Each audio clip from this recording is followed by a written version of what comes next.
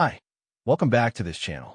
Should you not listen to the chapter 18, I would suggest you to listen to it first. You can find the video on my playlist. Without further ado, shall we start? Let's enjoy yourself with the book, The Last of the Mohicans by James Fenimore Cooper. Chapter 19. The shades of evening had come to increase the dreariness of the place, when the party entered the ruins of William Henry. The scout and his companions immediately made their preparations to pass the night there, but with an earnestness and sobriety of demeanor that betrayed how much the unusual horrors they had just witnessed worked on even their practiced feelings. A few fragments of rafters were reared against a blackened wall, and when Uncas had covered them slightly with brush, the temporary accommodations were deemed sufficient. The young Indian pointed toward his rude hut when his labor was ended, and Hayward, who understood the meaning of the silent gestures, gently urged Munro to enter. Leaving the bereaved old man alone with his sorrows, Duncan immediately returned into the open air, too much excited himself to seek the repose he had recommended to his veteran friend. While Hawkeye and the Indians lighted their fire and took their evening's repast, a frugal meal of dried bear's meat, the young man paid a visit to that curtain of the dilapidated fort which looked out on the sheet of the hurricane. The wind had fallen, and the waves were already rolling on the sandy beach beneath him, in a more regular and tempered succession. The clouds, as if tired of their furious chase, were breaking asunder, the heavier volumes gathering in black masses about the horizon, while the lighter scuds still hurried above the water or eddied among the tops of the mountains, like broken flights of birds hovering around their roosts. Here and there, a red and fiery star struggled through the drifting vapor, furnishing a lurid gleam of brightness to the dull aspect of the heavens. Within the bosom of the encircling hills, an impenetrable darkness had already settled, and the plain lay like a vast and deserted charnel house, without omen or whisper to disturb the slumbers of its numerous and hapless tenants. Of this scene, so chillingly in accordance with the past, Duncan stood for many minutes a rapt observer. His eyes wandered from the bosom of the mound, where the foresters were seated around their glimmering fire, to the fainter light which still lingered in the skies, and then rested long and anxiously on the embodied gloom, which lay like a dreary void on that side of him where the dead reposed. He soon fancied that inexplicable sounds arose from the place, though so indistinct and stolen, as to render not only their nature, but even their existence uncertain. Ashamed of his apprehensions, the young man turned toward the water and strove to divert his attention to the mimic stars that dimly glimmered on its moving surface. Still, his too conscious ears performed their ungrateful duty, as if to warn him of some lurking danger. At length, a swift trampling seemed, quite audibly, to rush athwart the darkness. Unable any longer to quiet his uneasiness, Duncan spoke in a low voice to the scout, requesting him to ascend the mound to the place where he stood. Hawkeye threw his rifle across an arm and complied, but with an air so unmoved and calm as to prove how much he counted on the security of their position. "Listen," said Duncan, when the other placed himself deliberately at his elbow. "There are suppressed noises on the plain which may show Montcalm has not yet entirely deserted his conquest." "Then ears are better than eyes," said the undisturbed scout, who, having just deposited a portion of a bear between his grinders, spoke thick and slow, like one whose mouth was doubly occupied. "I myself saw him caged in tie, with all his host, for your Frenchers, when they have done a clever thing, like to get back and have a dance or a merrymaking with the women over their success. I know not. An Indian seldom sleeps in war, and plunder may keep a Huron here after his tribe has departed. It would be well to extinguish the fire and have a watch. Listen, you hear the noise I mean. An Indian more rarely lurks about the graves. Though ready to slay, and not over-regardful of the means, he is commonly content with the scalp, unless when blood is hot, and temper up, but after spirit is once fairly gone, he forgets his enmity, and is willing to let the dead find their natural rest. Speaking of spirits, Major, are you of opinion that the heaven of a redskin and of U.S. whites will be of one and the same?" No doubt, no doubt. I thought I heard it again. Or was it the rustling of the leaves in the top of the beach? For my own part, continued Hawkeye, turning his face for a moment in the direction indicated by Hayward, but with a vacant and careless manner, I believe that paradise is ordained for happiness, and that men will be indulged in it according to their dispositions and gifts. I, therefore, judge that a redskin is not far from the truth when he believes he is to find them glorious hunting grounds of which his traditions tell. Nor, for that matter, do I think it would be any disparagement to a man without a cross to pass his time. You hear it again, interrupted Duncan. Aye, when food is scarce, and when food is plenty, a wolf grows bold, said the unmoved scout. There would be picking, too, among the skins of the devils, if there was light and time for the sport. But concerning the life that is to come, Major, I have heard preachers say, in the settlements, that heaven was a place of rest. Now, men's minds differ as to their ideas of enjoyment. For myself, and I say it with reverence to the ordering of Providence, it would be no great indulgence to be kept shut up in those mansions of which they preach, having a natural longing for motion and the chase. Duncan, who was now made to understand the nature of the noise he had heard, answered, with more attention to the subject which the humor of the scout had chosen for discussion, by saying, "It is difficult to account for the feelings that may attend the last great change." "It would be a change, indeed, for a man who has passed his days in the open air," returned the single-minded scout, "and who has so often broken his fast on the headwaters of the Hudson, to sleep within sound of the roaring Mohawk. But it is a comfort to know we serve a merciful master, though we do it each after his fashion, and with great tracts of wilderness atween us. What goes there? Is it not the rushing of the wolves you have mentioned?" Hawkeye slowly shook his head and beckoned for Duncan to follow him to a spot to which the glare from the fire did not extend. When he had taken this precaution, the scout placed himself in an attitude of intense attention and listened long and keenly for a repetition of the low sound that had so unexpectedly startled him. His vigilance, however, seemed exercised in vain, for after a fruitless pause, he whispered to Duncan, "We must give a call to Uncas.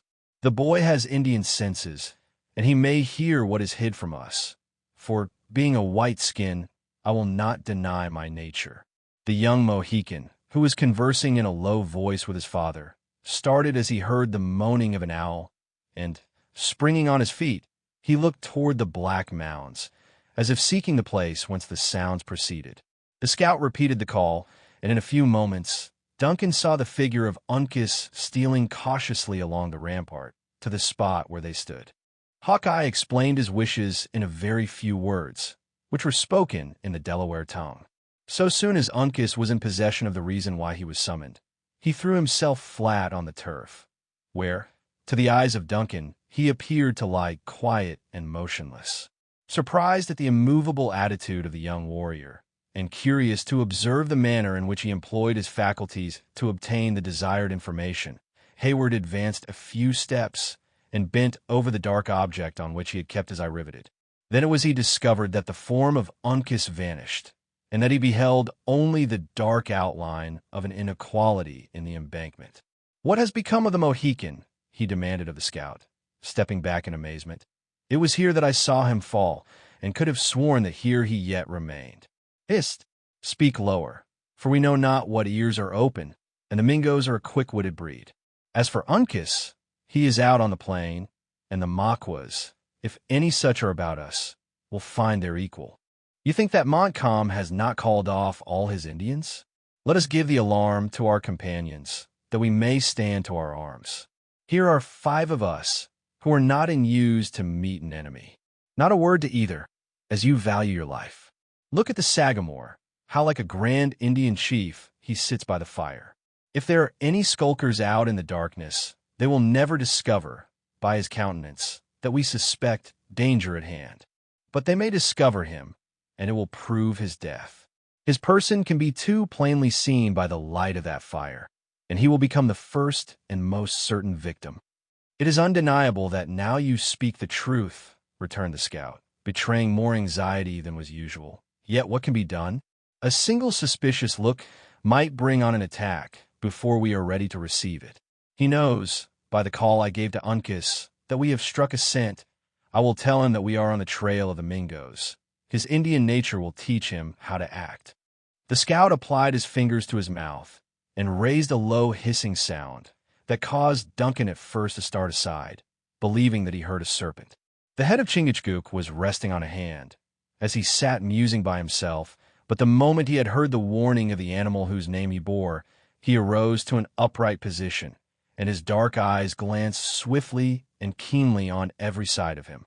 With his sudden and, perhaps, involuntary movement, every appearance of surprise or alarm ended.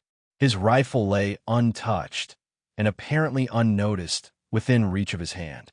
The tomahawk that he had loosened in his belt for the sake of ease was even suffered to fall from its usual situation to the ground, and his form seemed to sink like that of a man whose nerves and sinews were suffered to relax for the purpose of rest.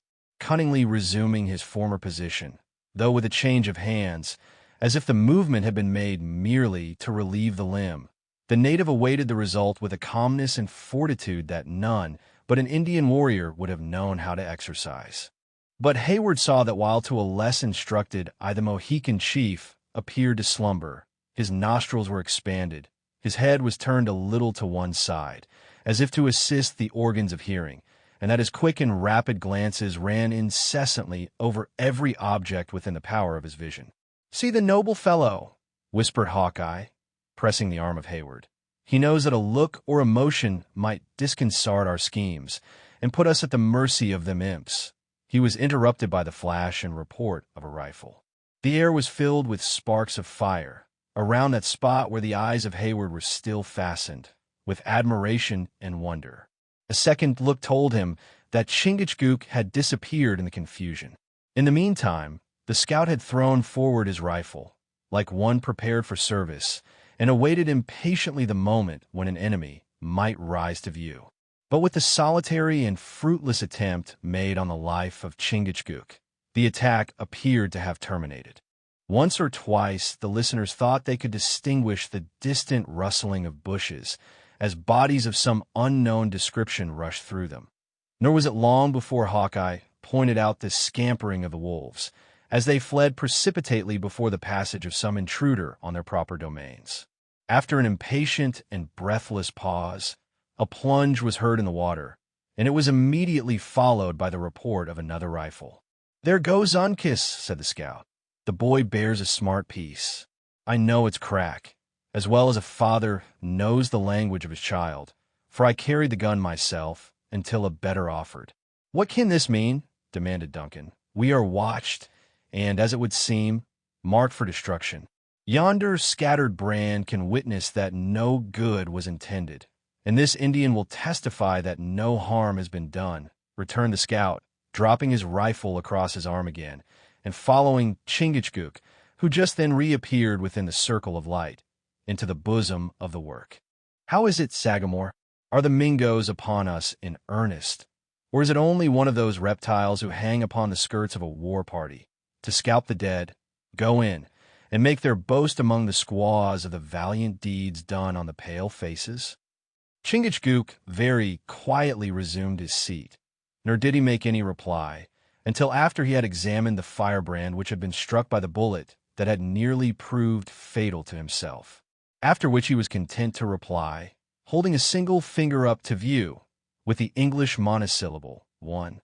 "I thought as much," returned Hawkeye, seating himself, and as he got the cover of the lake afore Uncas pulled upon him, "it is more than probable the knave will sing his lies about some great ambushment, in which he was outlying on the trail of 2 Mohicans and a white hunter, for the officers can be considered as little better than idlers in such a scrimmage. Well, let him. There are always some honest men in every nation, though heaven knows, too, that they are scarce among the Maquas, to look down an upstart when he brags age in the face of reason. The varlet sent his lead within whistle of your ears, Sagamore." Chingachgook turned a calm and incurious eye toward the place where the ball had struck, and then resumed his former attitude, with a composure that could not be disturbed by so trifling an incident. Just then Uncas glided into the circle, and seated himself at the fire, with the same appearance of indifference as was maintained by his father. Of these several moments, Hayward was a deeply interested and wondering observer. It appeared to him as though the foresters had some secret means of intelligence, which had escaped the vigilance of his own faculties. In place of that eager and garrulous narration with which a white youth would have endeavored to communicate, and perhaps exaggerate, that which had passed out in the darkness of the plain, the young warrior was seemingly content to let his deeds speak for themselves. It was, in fact, neither the moment nor the occasion for an Indian to boast of his exploits, and it is probably that, had Hayward neglected to inquire, not another syllable would, just then, have been uttered on the subject. "What has become of our enemy, Uncas?" demanded Duncan. "We heard your rifle, and hoped you had not fired in vain."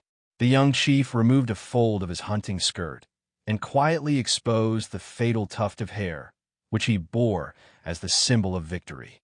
Chingachgook laid his hand on the scalp, and considered it for a moment with deep attention. Then, dropping it, with disgust depicted in his strong features, he ejaculated, "Oneida! Oneida!" repeated the scout, who was fast losing his interest in the scene, in an apathy nearly assimilated to that of his red associates, but who now advanced in uncommon earnestness to regard the bloody badge. "By the Lord, if the Oneidas are outlying upon the trail, we shall be flanked by devils on every side of us. Now, to white eyes, there is no difference between this bit of skin and that of any other Indian, and yet the Sagamore declares it came from the pole of a Mingo.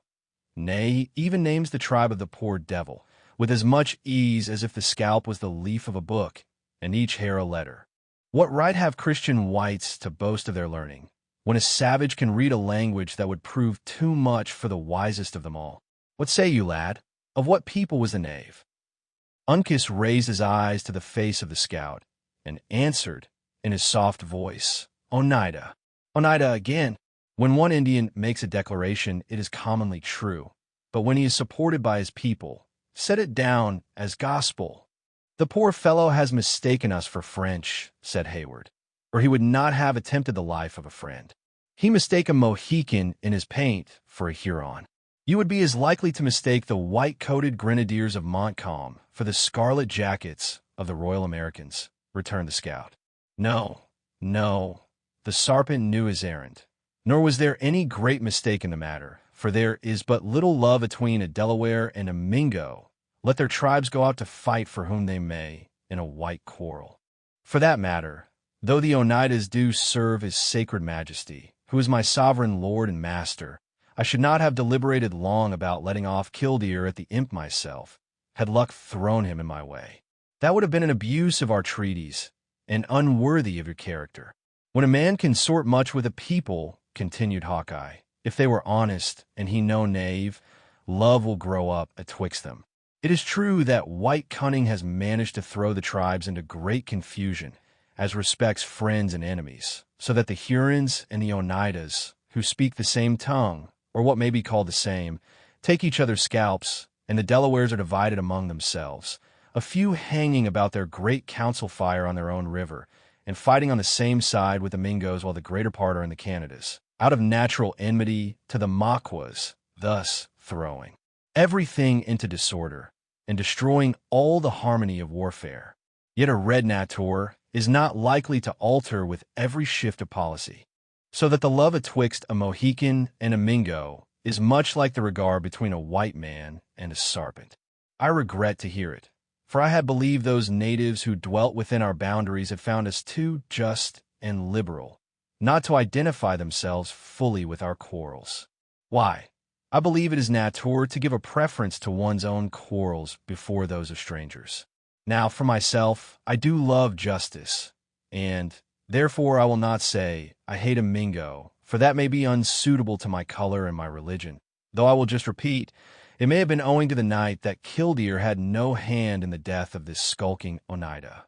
Then, as if satisfied with the force of his own reasons, whatever might be their effect on the opinions of the other disputant, the honest but implacable woodsman turned from the fire, content to let the controversy slumber. Hayward withdrew to the rampart, too uneasy and too little accustomed to the warfare of the woods to remain at ease under the possibility of such insidious attacks. Not so, however, with the scout and the Mohicans. Those acute and long-practiced senses, whose powers so often exceed the limits of all ordinary credulity, after having detected the danger, had enabled them to ascertain its magnitude and duration.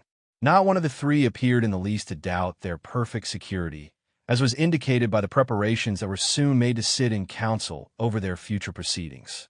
The confusion of nations, and even of tribes, to which Hawkeye alluded, existed at that period in the fullest force.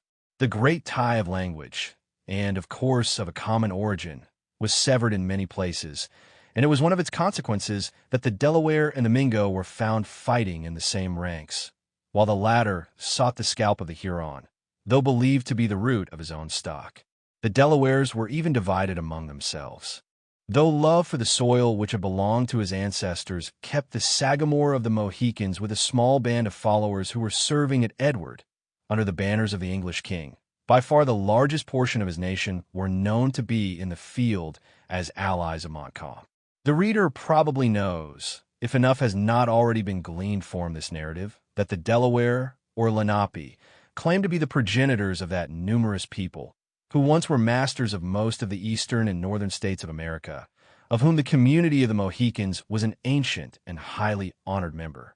It was, of course, with a perfect understanding of the minute and intricate interests which had armed friend against friend and brought natural enemies to combat by each other's side, that the scout and his companions now disposed themselves to deliberate on the measures that were to govern their future movements, amid so many jarring and savage races of men.